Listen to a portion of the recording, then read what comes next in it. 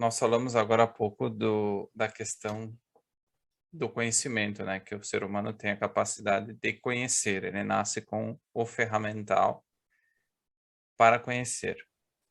E Rand falava muito da questão da liberdade, que não tem como você ser racional, você ser humano, se você está sujeito a uma arma, a ameaça de uma arma. Você não vai conseguir pensar, você não vai conseguir agir na plena faculdade, na sua plena capacidade e de uma forma racional. Então, nesse sentido, existem diversos problemas filosóficos que estudam essa questão do livre-arbítrio, da liberdade, das escolhas éticas e morais. E dois termos sempre chamam a atenção, que é justamente livre-arbítrio e liberdade. Em primeiro lugar, o que é liberdade e o que é livre-arbítrio, que já não é muito fácil responder. E depois, principalmente, qual é a diferença entre essas duas coisas? Sim.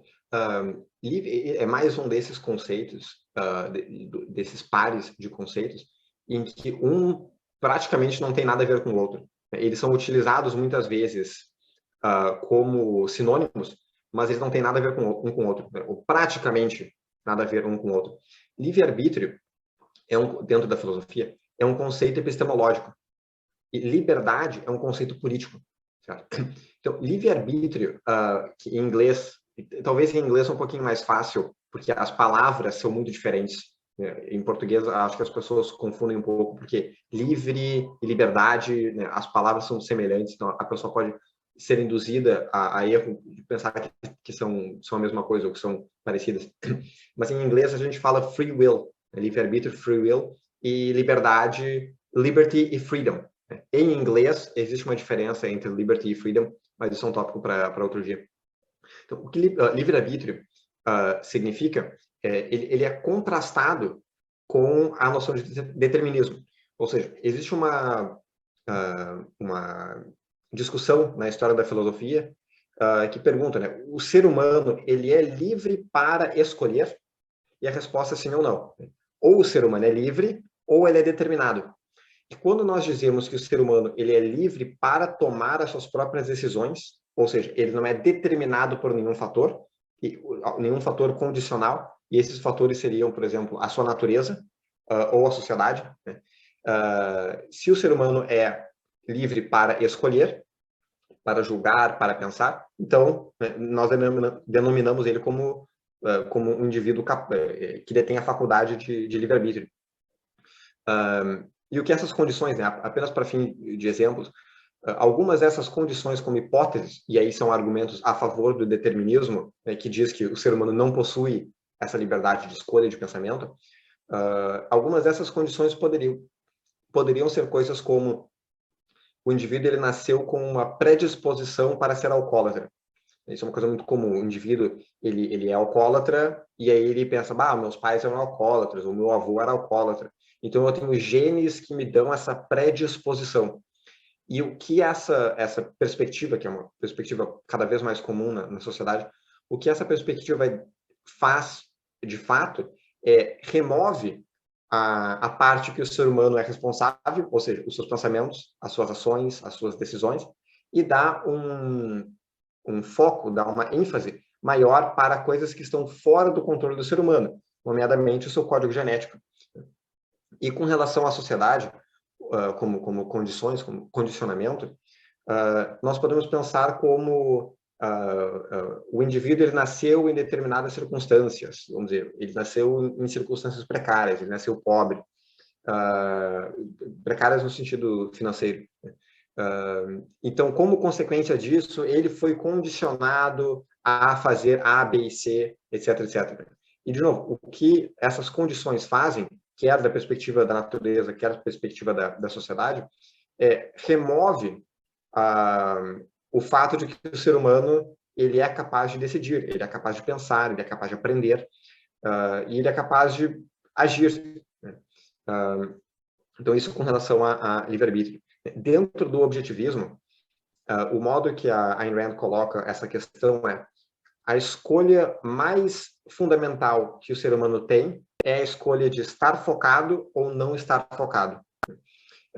E uma analogia que eu ouvi Gatei descrever mais ou menos como é esse processo de eu estou focado, então eu estou tomando decisões, eu estou pensando, eu estou controlando a minha vida, eu estou tomando decisões para a minha própria vida, e eu tenho essa capacidade de tomar essas decisões.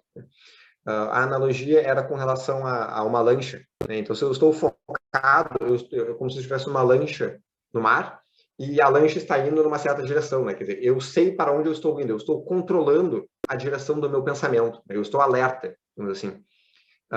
Em oposição ao estar, digamos assim, mentalmente vagueando, né? É drifting, em inglês, né? Que a analogia é como se fosse um bote no mar. Então, eu estou ali num bote, ora a corrente me leva para um lado, ora a corrente me leva para o outro. Eu só estou indo, mas eu não estou concentrado, eu não estou centrado. Essa é a perspectiva do objetivismo com relação ao livre-arbítrio. Agora, liberdade, uma coisa que não tem nada a ver com epistemologia, num certo sentido. Liberdade é um conceito político. Então, liberdade é um conceito que só existe dentro do contexto social. Então, isso é uma questão que a gente tratou em um outro vídeo. Se eu estou numa ilha deserta, o conceito liberdade não existe. Porque a única coisa que impede a liberdade do homem é força física. Força física de outros seres humanos. Né? Ou coerção. Né? Uma pessoa ela aponta uma arma para mim e diz, faça isso. Isso é a única coisa que impede a minha mente de pensar, porque, ok, não existe porquê eu estar pensando se eu sou obrigado a fazer o que essa pessoa está dizendo, ou ela me dá um tiro, ela acaba com a minha vida. Então, eu não tenho opções aqui. Então, liberdade, ela só existe dentro desse contexto social. Né? E o exemplo que eu dou até no outro vídeo é se eu estou numa ilha deserta, eu não posso discutir com um animal selvagem. Né? O único modo que eu tenho de interagir com esse animal selvagem é através da força. Ou ele me mata, ou eu mato ele. Não existe uma possibilidade de diálogo. Né? Então, quando nós falamos de liberdade, né? Ou seja, o ser humano inserido num contexto social, o que nós falamos é a liberdade que o indivíduo tem para fazer as suas decisões, tomar decisões e agir dentro desse contexto social. O que significa que ele pode fazer, regra geral, o que ele quiser, desde que ele não esteja violando a liberdade de outros indivíduos. E dentro do objetivismo a gente coloca como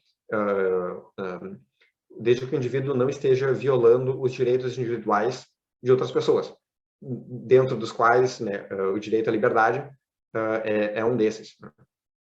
Então, esses conceitos, né, livre-arbítrio e liberdade, eles são muito distintos.